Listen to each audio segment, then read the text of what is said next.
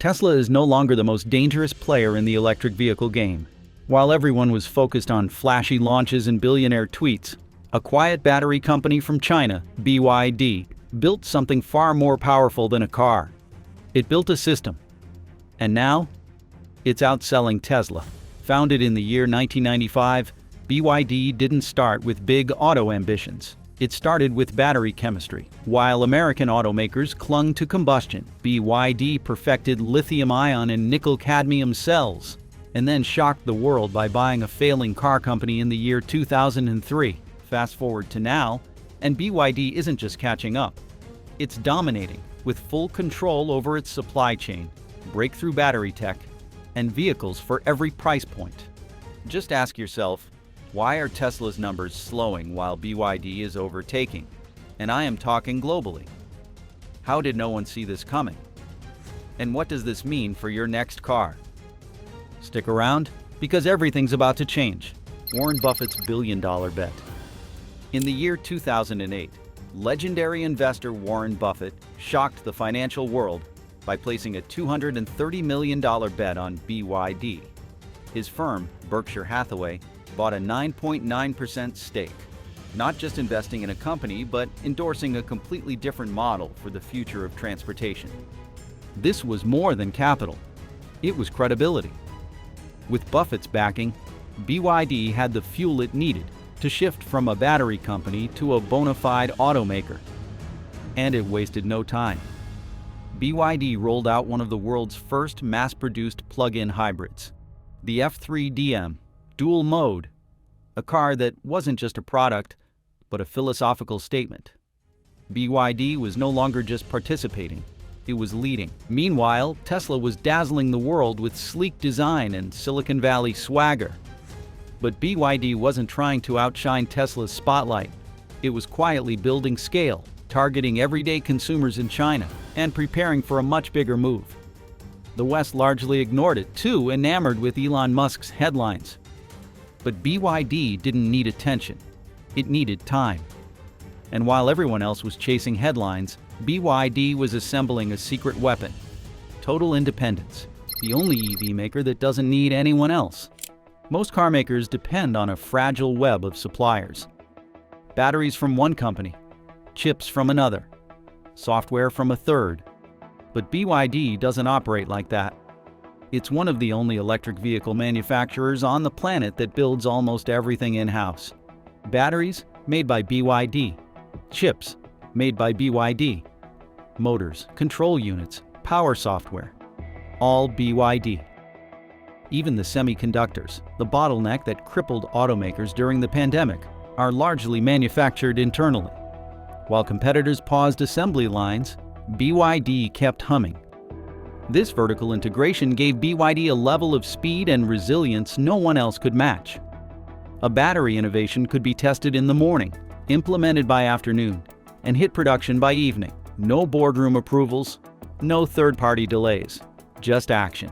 And with control over the entire supply chain, BYD could scale faster, respond quicker, and innovate more fearlessly than anyone else in the industry. But this empire of self-reliance wasn't just built to withstand the present.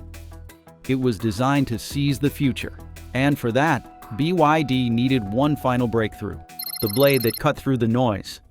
All the vertical integration, all the investment, all the planning, it was leading toward a single, radical innovation: the blade battery. Unlike traditional lithium-ion packs, the blade was designed with one mission in mind: safety, scalability, and structural supremacy. With the blade, BYD tackled one of the biggest fears surrounding electric vehicles: fire risk. Through rigorous testing, including nail penetration and extreme heat trials, the blade battery didn't explode, didn't overheat, and didn't fail. It redefined what battery safety could look like. But more than safety, the blade gave BYD a performance edge without inflating costs. It fit more efficiently, lasted longer, and became the centerpiece of BYD's mass-market expansion strategy. Not just in China, but across Europe, Southeast Asia, and beyond. BYD didn't want to build a luxury electric dream. It wanted to build the future of everyday mobility, And with the Blade battery, it had the final piece. So while the world was busy watching Tesla reinvent the car, BYD was reinventing the entire system that makes a car possible. And now that system is no longer hiding in the shadows. It's leading the charge. This one SUV lets you choose the future. Most electric vehicle companies are drawing hard lines. Either you're in the electric camp or you're out. But what about the millions of drivers stuck in between? Curious yet cautious. BYD saw them, understood them, and built a solution just for them. The Song Plus is available in two versions. One a fully electric model, the other a plug-in hybrid electric vehicle variant powered by BYD's dual-mode intelligent system. Same body, same style, two different powertrains. One car, two futures. Let's start with the plug-in hybrid electric version. At its core is BYD's groundbreaking dual-mode intelligent platform, which uses a Xiaoyun 1.5-liter engine, operating at an industry-leading 43.04% thermal efficiency. This isn't some fallback system designed to appease hesitant buyers. It's a performance machine built to maximize electric propulsion while minimizing fuel use. In fact, it can run primarily on electric power for city drives, while using the gasoline engine as a backup for longer trips. That translates into serious flexibility for real-world driving. Now look at the battery electric version. With a lithium iron phosphate Blade battery under the floor and rapid charging capabilities supported by BYD's latest charging infrastructure, the electric Song Plus offers impressive range, fast charging times, and rock-solid safety credentials. The fully electric model isn't some stripped-down eco-box. It's fast, sleek, and filled with smart features. It is not just a compromise between price and performance. It's an achievement that redefines what an affordable electric sport utility vehicle can be. And here's where BYD wins. They're not making the consumer choose between tech and practicality. They're offering a bridge. For someone who wants to dip their toes into electrification without worrying about range anxiety or charger availability, the plug-in hybrid is the perfect on-ramp. For others who are all in on electric, the battery-powered version meets them right where they are. And crucially, both options are packaged in the same familiar, stylish frame. The customer is not forced to sacrifice design or interior quality, no matter which path they choose. The platform that's manufacturing genius. Most competitors aren't even close to this level of modularity. Tesla, for all its innovation, does not offer hybrid options.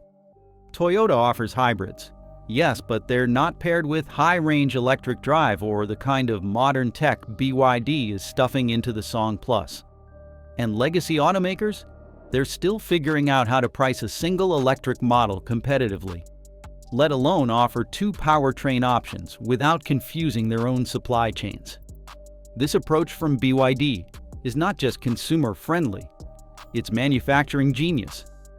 By using a shared design and shared components, BYD can streamline production, reduce costs, and scale faster than companies trying to build separate vehicles for separate powertrains. It is the embodiment of flexibility without chaos. That flexibility is what makes the Song Plus such a quiet revolution.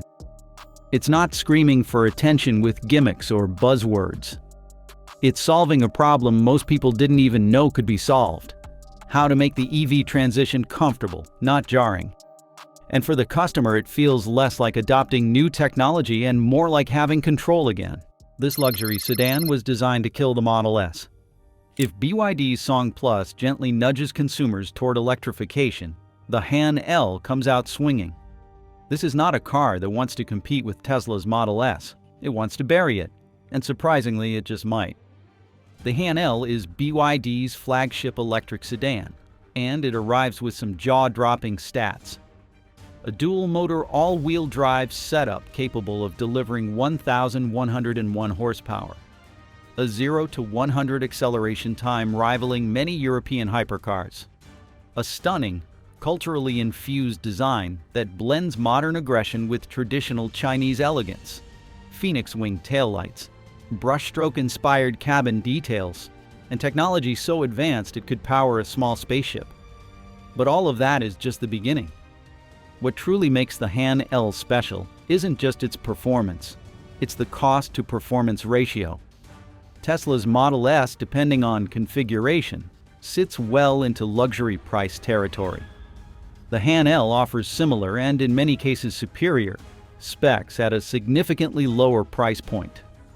And BYD isn't cutting corners. You still get the Blade battery for unmatched safety, the ultra-efficient 945-volt charging architecture, and interior comfort that doesn't feel like a sterile tech lab. It feels like a car made for humans, not just data sheets. The car that redefines the luxury sedan. The sedan segment has long been dominated by the likes of Tesla, Mercedes-Benz, and BMW. But none of those names are prepared for a luxury EV that blends Chinese design philosophy, next-generation tech, and manufacturing efficiency all at once. The Han L is proof that BYD isn't just playing catch-up, it's leapfrogging. While Tesla has leaned heavily into futuristic minimalism, BYD has taken the opposite approach. The Han L celebrates craftsmanship. The materials inside feel premium, but not cold. The interface is intuitive, but not overwhelming. It's a luxury experience grounded in familiarity, not shock and awe, but warmth and precision. And then there's charging. Thanks to the high-voltage system, the Han L can go from 16% to 80% in just 10 minutes. Not 20, not 30, 10. This alone destroys one of Tesla's last remaining advantages, charging speed. And with the Blade battery's stability, you get that speed without compromising battery life or safety. What's more shocking is how little noise this car is making outside of China. It's not being paraded in American tech expos. It's not the subject of flashy launch events or Elon-style tweet storms. It's simply showing up, outperforming, and winning market share in silence. That's a different kind of power, a quiet one, a steady one. And in a world obsessed with hype, that's what makes the Han L so dangerous to Tesla. But if BYD is rewriting the rules of luxury sedans, then its next act, the Tang L, is aimed at something even bigger, the family SUV. And it's doing so by undercutting Tesla's most popular model in the one place it can't afford to lose ground. The real reason BYD outsold Tesla isn't what you think. Ask anyone why BYD is outselling Tesla, and the answer is almost always the same: price. But that answer barely scratches the surface. Because what BYD really understands, better than any electric vehicle company on the planet, is people. Not just tech-savvy early adopters or luxury enthusiasts, but everyone. And that's the real reason it's winning. Tesla's approach has been laser-focused from the beginning. Premium branding, minimalist interiors, software-centric features, and steep price tags that make the vehicles aspirational. But aspiration is not accessibility. BYD, on the other hand, has built a model line that stretches from affordable city cars to hyper-powered luxury sedans. It does not ask the consumer to fit into the future. It bends the future to fit the consumer. BYD's philosophy is built around modularity and inclusivity. You want an electric vehicle under $25,000? There is the BYD Dolphin. Need a stylish plug-in hybrid electric vehicle that can handle your daily commute with zero range anxiety. The Song Plus dual-mode Intelligent has you covered. Want a luxury sedan that rivals Tesla's flagship while honoring traditional cultural design? Step into the Han L. This is not just a pricing advantage, it is a brand identity advantage. Tesla often feels like a club. BYD feels like a toolkit, designed to help whoever you are, wherever you are, drive cleaner, drive smarter. In emerging markets, that difference is life-changing. In mature markets, it is disruptive. And that disruption is why Tesla is being forced to lower prices. Not because BYD is cheaper, but because BYD made electric vehicles make sense for more people. That's the secret. Not affordability, accessibility. And when you make accessibility the center of your business model, something else follows naturally: speed. Because while Tesla is waiting on suppliers, BYD is already on the road. Tesla is stuck waiting. BYD builds and delivers. Tesla's innovation is undeniable. Its brand loyalty is the envy of the entire auto industry. But when it comes to the dirty work, the grinding logistics of actually building cars, Tesla has a problem. Its supply chain is fragmented. Batteries from one company, chips from another, delays everywhere. BYD took a different route. It built the entire system in-house. Battery production, chip manufacturing, even final assembly. BYD owns it. That's vertical integration at its most aggressive. And the results speak for themselves. While Tesla was navigating chip shortages and battery delays, BYD kept rolling out cars. Not hundreds, not thousands, millions. Because it controls every layer of its production ecosystem. This isn't just about efficiency, it's about resilience. In a world shaken by pandemic shocks, semiconductor shortages, and shipping crises, BYD's internal autonomy turned chaos into opportunity. Consider this: when Tesla wanted to ramp up production, it had to negotiate with third-party battery manufacturers or build gigafactories from scratch. BYD, in contrast, simply scaled up what it already controlled. Its blade battery factories were ready. Its manufacturing lines were already optimized for electric vehicles. Its logistics chains weren't borrowed, they were built. That difference is not just operational, it is existential. Because as the electric vehicle industry races to reach cost parity and production volume with internal combustion vehicles, the company that can build faster will win. Tesla may lead in perception, but BYD leads in production. And that's a gap that perception cannot fix. Still, even as BYD builds better and faster, it faces one major challenge: America. Or does it?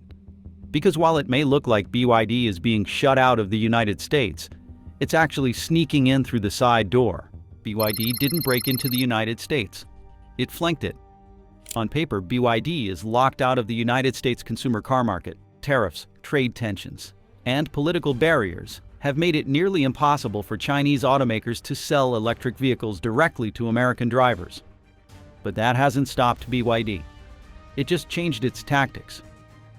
Instead of attacking the United States market head-on, BYD started from the flanks. First, commercial fleets, electric buses, municipal service vehicles, trucks. BYD invested heavily in serving state and local governments. In California alone, BYD has delivered hundreds of electric buses, all manufactured at its Lancaster facility. That's not just manufacturing, it's diplomacy. It's boots on the ground. Then came Mexico.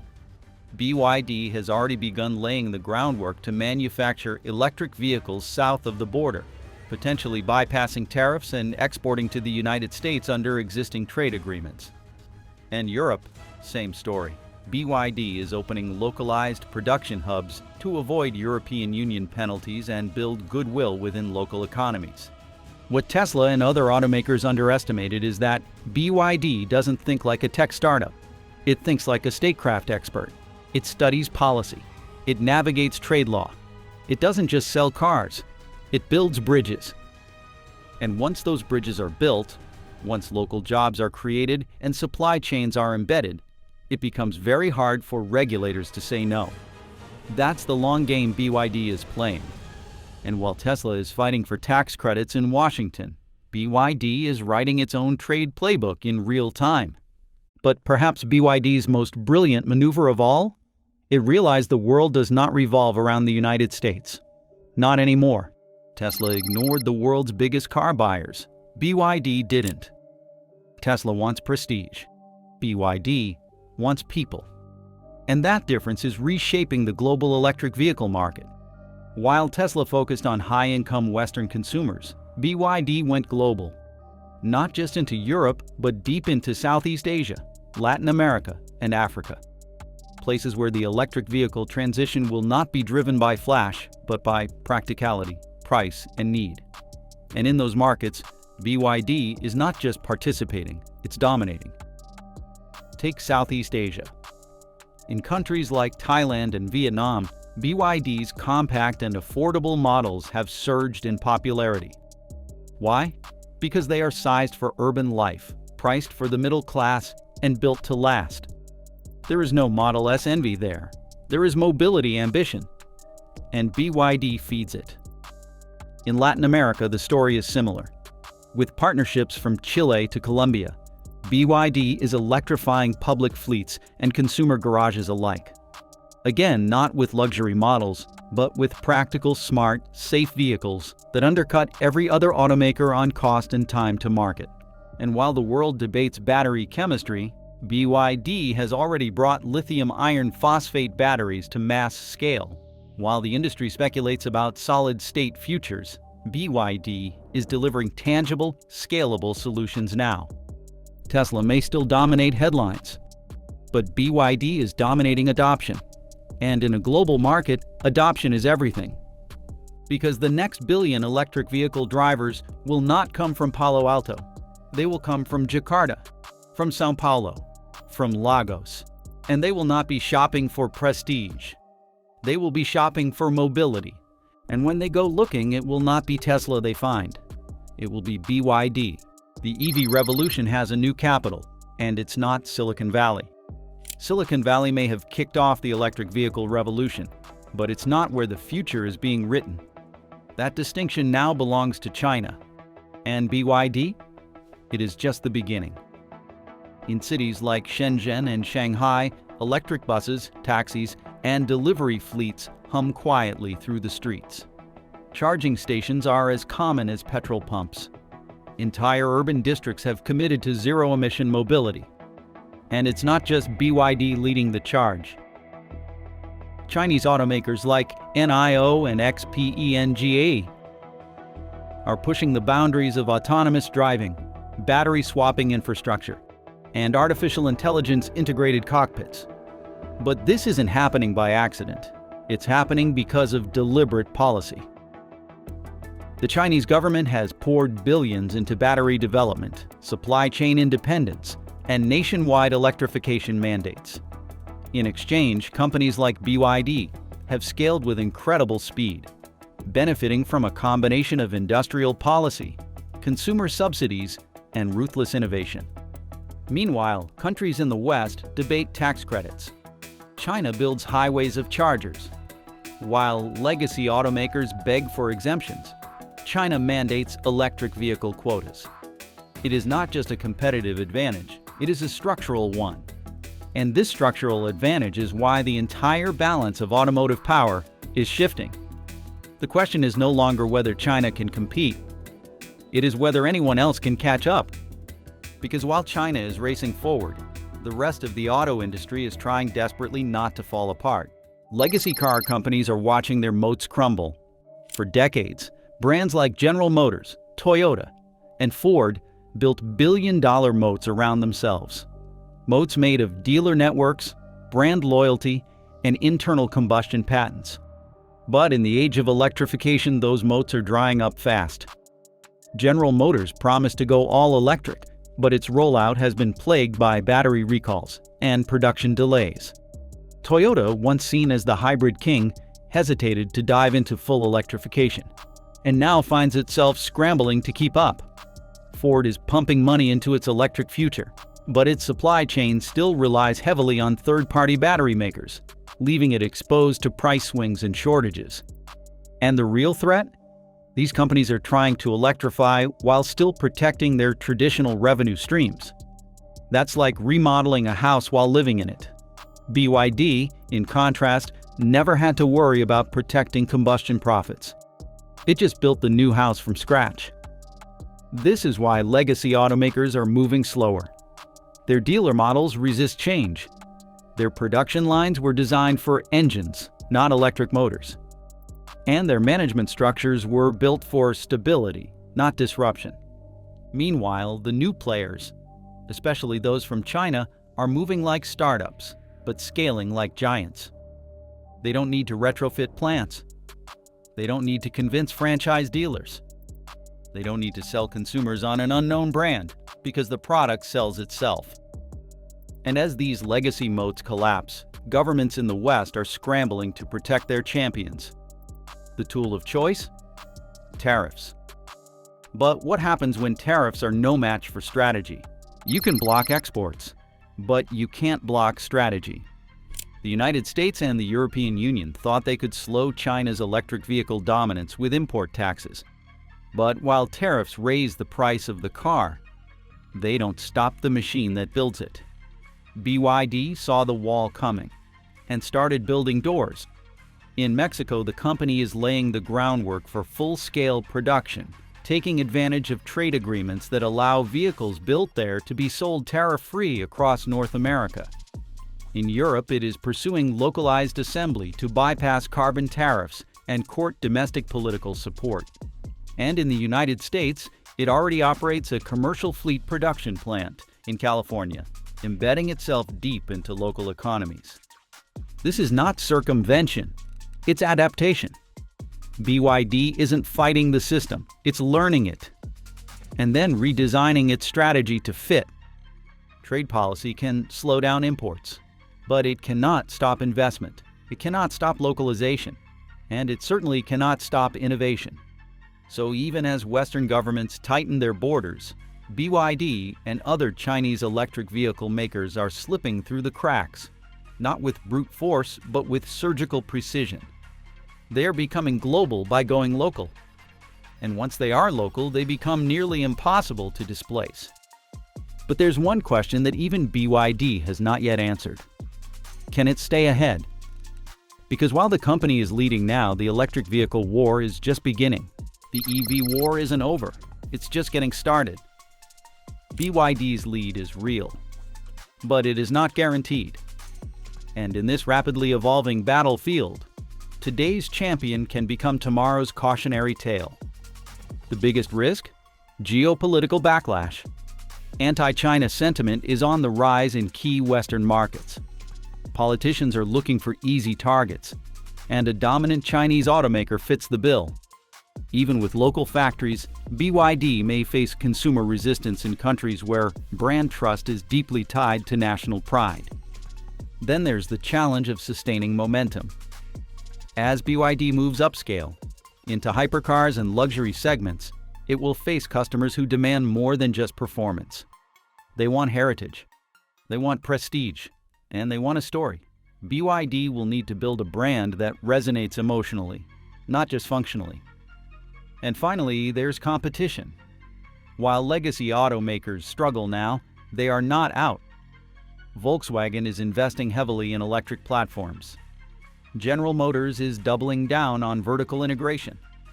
Even Tesla is adapting, with price cuts and new models targeting global affordability. So can BYD keep innovating? Can it build brand equity abroad while defending its domestic market at home? Can it evolve from China's electric champion to a truly global icon? The answer isn't clear. But one thing is, the electric vehicle industry will never be the same. BYD didn't just build better cars, it built a better system. And now the rest of the world has no choice but to respond. Whether you drive electric or not, whether you live in Detroit or Delhi, this matters. Because the next 10 years won't be defined by who has the best car. They will be defined by who controls the future of motion itself. But what do you think? What's your thoughts on this? Let's know in the comments. Thanks.